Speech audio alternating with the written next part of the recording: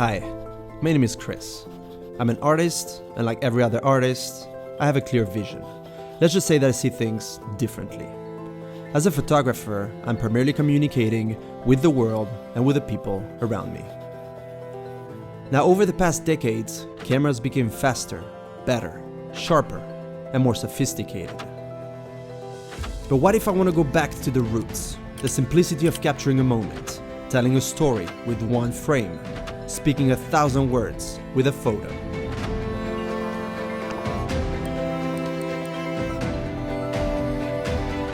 Since the beginning of time, Leica played a major role in the evolution of photography.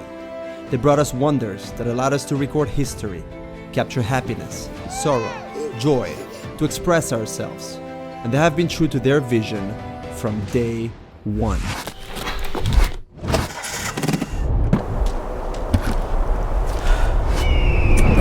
My favorite series is the Leica M. I'm not going to lie.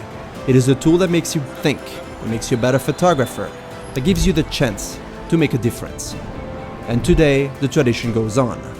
Leica M has never been more ready for adventure, for traveling, for everyday life, for the landscapes, for the city, for nature, and most of all, it is ready to tell a story. Your story. This is Leica M11. They took the soul of the Leica M series that has been perfected over time and created a new masterpiece. It is the friend that will always be there with you, no matter where you go or what you do. It is a timeless piece of art. Are you ready for the challenge? What up everyone? Welcome to my channel. Today is a very special day because on Christmas Eve I had the chance and the luck to receive from Leica Switzerland the Leica M11 so I could test it prior to its official release. This camera is really fantastic. They brought all the modern technology that we would want to see in 2022 in a camera, and they kept the looks and the functionality of a Leica M. I'm going to tell you everything there is to know, everything that I could test in those 8 days in just a second. So grab a drink, grab something to eat, and just relax, because we're going to have some fun here.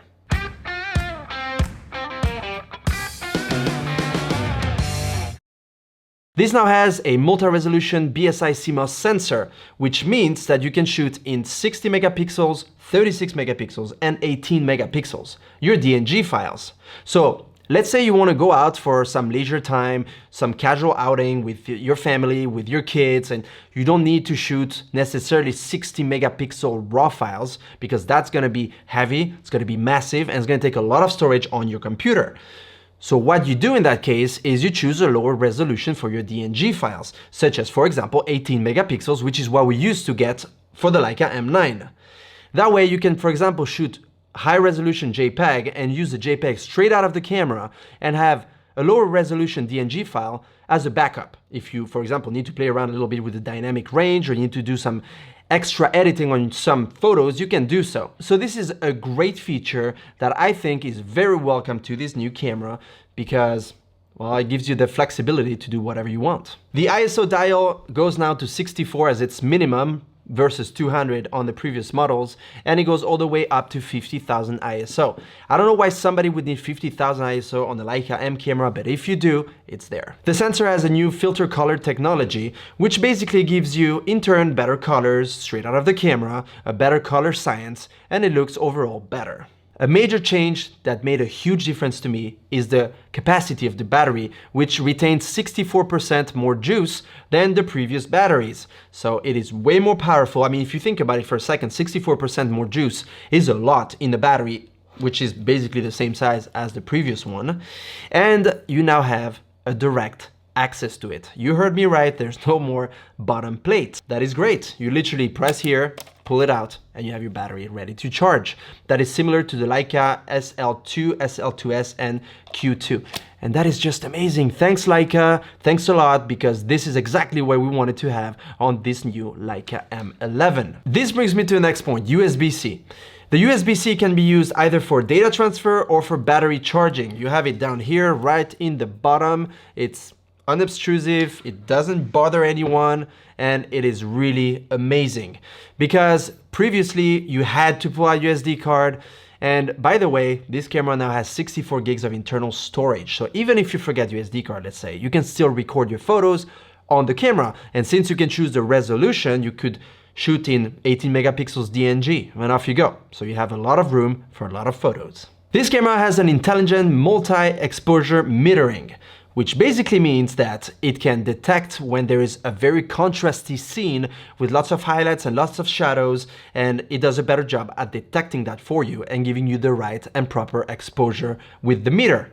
And that is great, because I personally like to shoot very contrasty photos, a lot of black and white, and having this function and improvement in the camera will make my photos better. This camera has the Apple certified connectivity, be it wired or wireless, which allows you to connect to the Leica Photo app.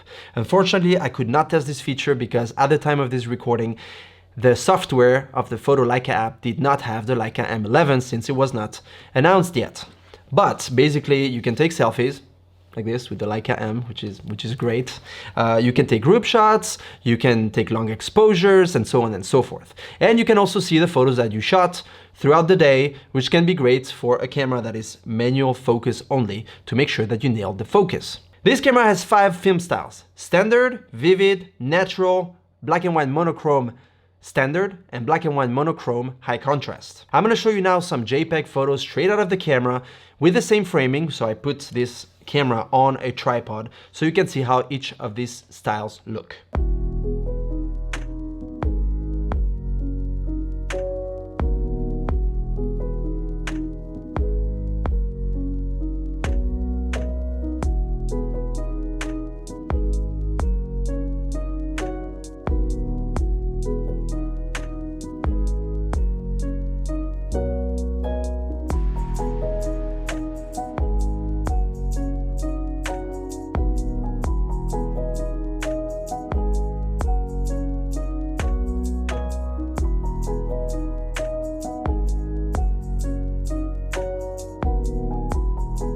You can also customize these film styles. You can change the sharpness, the contrast, and the saturation. So for example, if you want to have a bit more contrast on your JPEG straight out of the camera, you can do so. I like to do that for my black and white photos, for example. Or let's say you want to reduce the saturation so they look a little bit flatter and they look a bit less vivid. You can do so straight in the camera so that your photos look the way you want. The iconic design of this camera is more scratch resistant, which can be cool for some. I don't necessarily mind to have a few scratches on top here, and when you start seeing the brass here and you have this patina that starts forming all around your camera and you have those battle scars, you know, those scratches, because this is a camera you bring with you everywhere, but it is more resistant, so you're gonna have a more beautiful design for longer.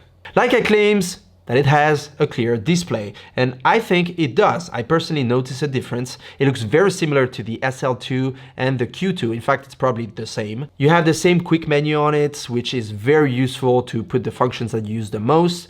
They replaced the button here that used to be Live View, LV, and they put a function button, which is fully customizable.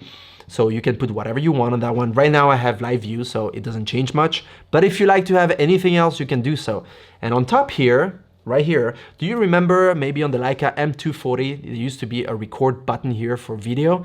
Well, now the button is back, but it doesn't record video. It is also another customizable button, which I'm using right now to change the DNG file size. They really did improve a lot of things.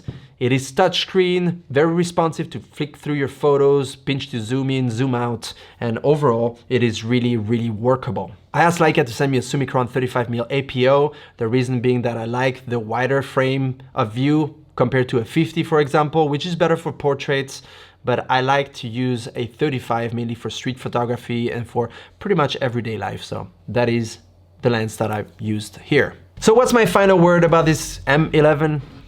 Well, I love it. There, that's the final word. So let me know in the comment section below what you think about this new camera. Do you love it as much as I do? Would you want me to do a comparison with a previous model? If so, let me know. Drop a like, subscribe to this channel if you didn't do it yet, so you don't miss any of my future videos, which are gonna be very exciting. See you soon, take care.